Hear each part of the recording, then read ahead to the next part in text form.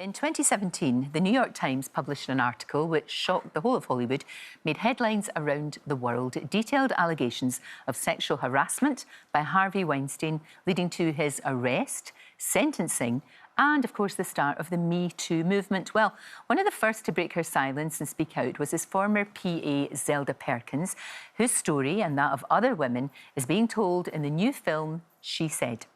Zelda, thank you so much for joining us this morning.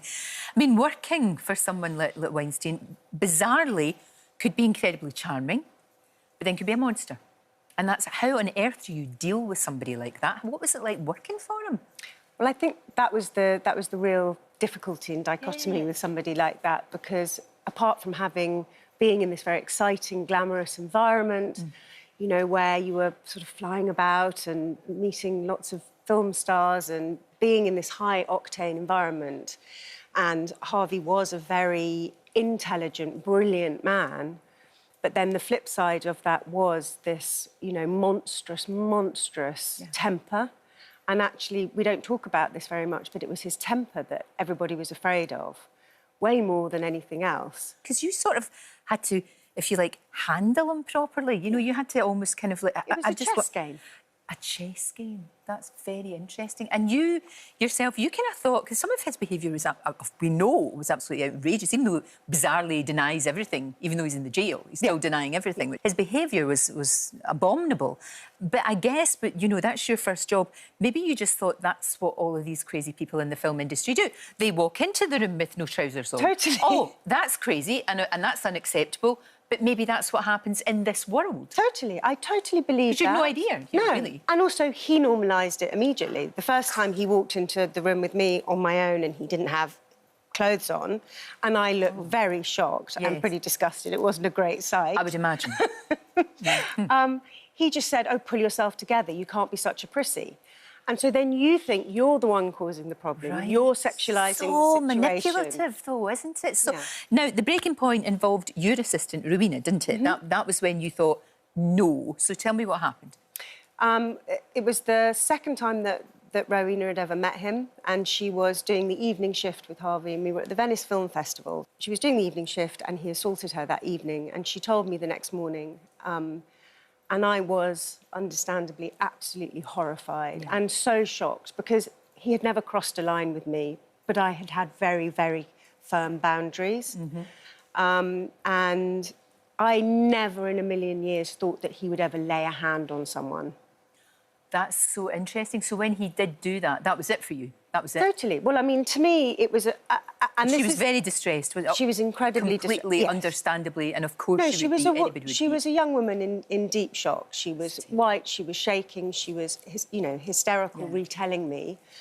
And, you know, I also felt responsibility because I had left her in that position. Right. And so for me, apart from the fact that he had crossed essentially a criminal line, there was no choice. We had no choice. I had no choice. But you thought then, surely, that, you know, this would be taken further.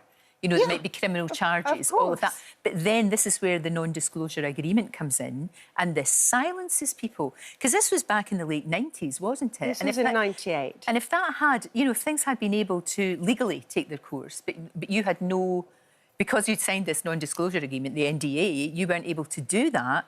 And then he was able to continue with this terrible behaviour for years. Yeah. And, you know, you're saying this happened back in 98. It happened back in 98, but the legal tool of non-disclosure agreements are still being used in exactly the same way. This is it, and I know that you're very passionate about this, and you want to campaign to make this stop, so that employers can't do this, so that people cannot silence people's voices. It's not right. And as a person who signs an NDA, I think one of the things that lawyers and HR departments don't realise and haven't realised as this has become a sort of standard abuse is that the real abuse and the sort of horrific journey happens after that person has signed an NDA. In that moment when you're being pushed into signing an NDA and you're being told, oh, you'll get some money, you'll get a good reference, you've got a little bit of time to take a breath, move on. Right.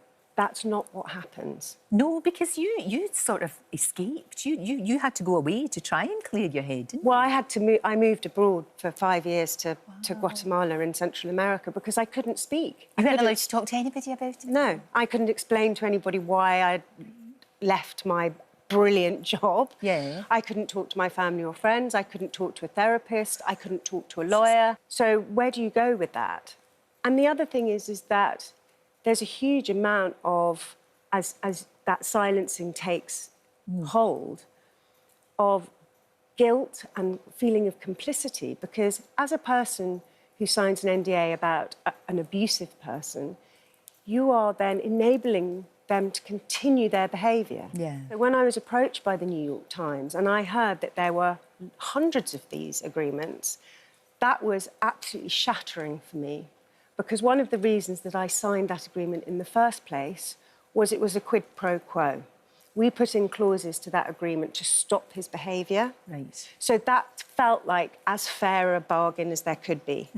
We would be quiet, but we had a guarantee that he would stop. Which he didn't, Of obviously, course he didn't, as we know. because the power disparity is huge. He doesn't take any notice. What do you think he will make of this movie? I mean, the ego is huge, isn't it? The ego's absolutely huge. He's very, very happy that it didn't get great box office on its opening weekend in America, and has been crowing about that. But this film will be a seminal film. It will have a very long shelf life. Yes, it's not light entertainment. It's not meant to be light entertainment. And I think, interestingly, he will probably think that they've made a mistake in the film by not giving him airtime. But for me, that's the strength of the film. Yeah. What's so powerful about this film is Harvey is given zero airtime, really. Yeah. And that's a very, very powerful statement. That in itself, it's worth going to see. It really is. Yeah. And she said it's out in cinemas now, and people can go see it. It's a very, very important movie, I think, and a really important story that has to be told. Thank you, Zelda. Thank you so much.